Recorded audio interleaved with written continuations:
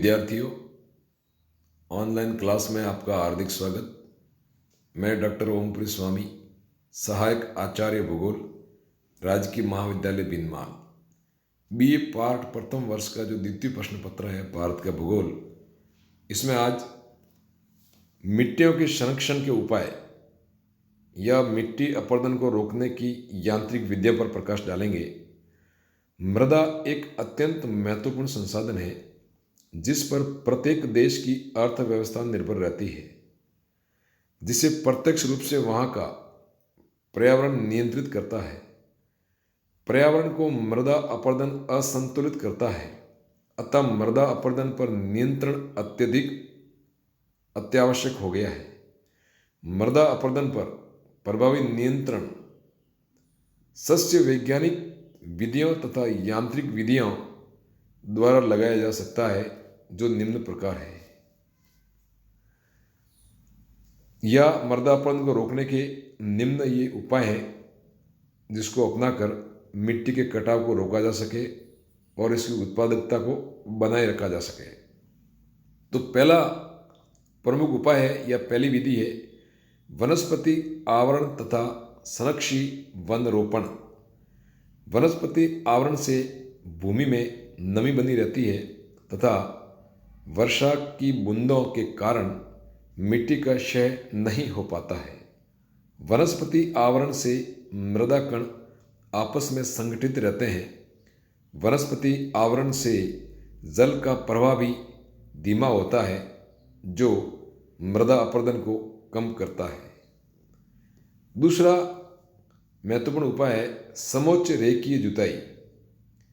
इसके अंतर्गत ढालू भूमि पर समोच्च रेखाओं के अनुसार कृषि क्रियाएं करते हैं, जिससे ढाल की प्रवणता अवरुद्ध होकर जल के बहाव को नियंत्रित करती है। परिणाम स्वरूप मृदा अपरदन में कमी आती है। तीसरी विधि है मृदा अपरदन को रोकने के लिए, वह है वेदिकाकरण।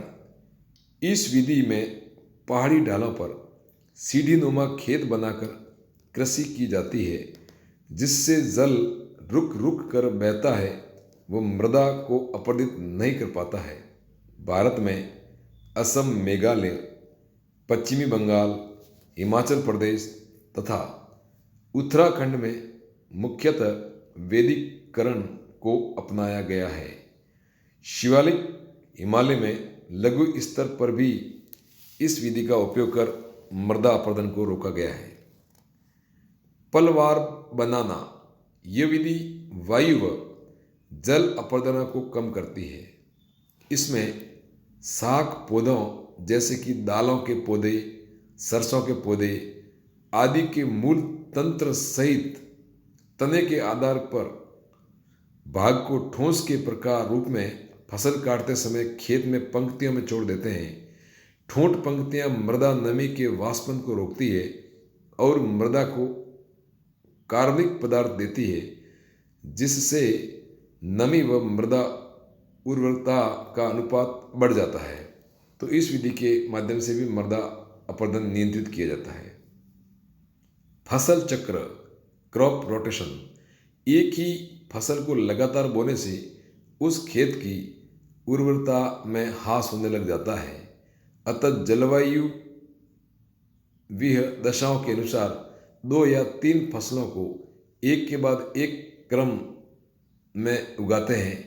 इसे फसल चक्र कहते हैं।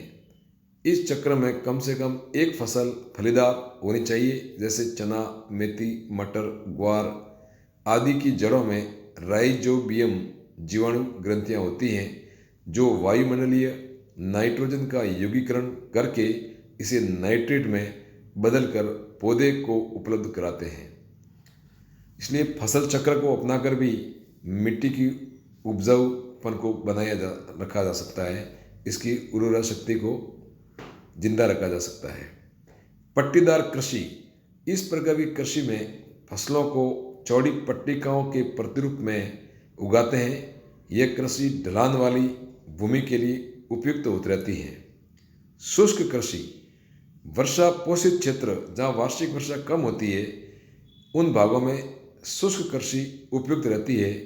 इसमें मृदा अपरदन रोकने के लिए घास, चारागाह, रजका आदि उगाकर भी मृदा के अपरदन को रोका जा सकता है। स्थानांतरित कृषि पर प्रतिबंध। संसार के विभिन्न क्षेत्रों में होने वाली स्थानांतरित कृषि को नियंत्रित करना चाहिए। पशु चारण पर नियंत्रण। अनियंत्रित पशुचारण के कारण भूमि पर वनस्पति आवरण समाप्त होकर मृदा अपरदन को गति देता है। अतः स्थायी चारागाह बनाकर इसे नियंत्रित करना चाहिए। अवनलिका नियंत्रण। अवनलिका अपरदन की रोक बांध बनाकर एवं वनस्पति आवरण में वृद्धि करके नियंत्रित किया जा सकता है। अवनलिका अपरदन का प्रकार वहाँ की जलीय स्थिति, तलछट की मात्रा, मृदा एवं लोगों की वनस्पतियों की आवश्यकता पर निर्भर करती है। बाढ़ क्षेत्रों का संरक्षण। बाढ़ के दौरान भी मृदा ह्रास होती है, अतः बाढ़ग्रस्त क्षेत्रों का प्रबंधन किया जाना चाहिए। इस प्रकार इन विधियों को अपनाकर, इस प्रकार के उपाय करके हम भारत की जो उपजाऊ मिट्टी है उसकी उर्वरा शक्ति को नष्ट होने से उसके अपरदन को बनाए रख सकते हैं, अपरदन ह्रास को रोक सकते हैं। धन्यवाद।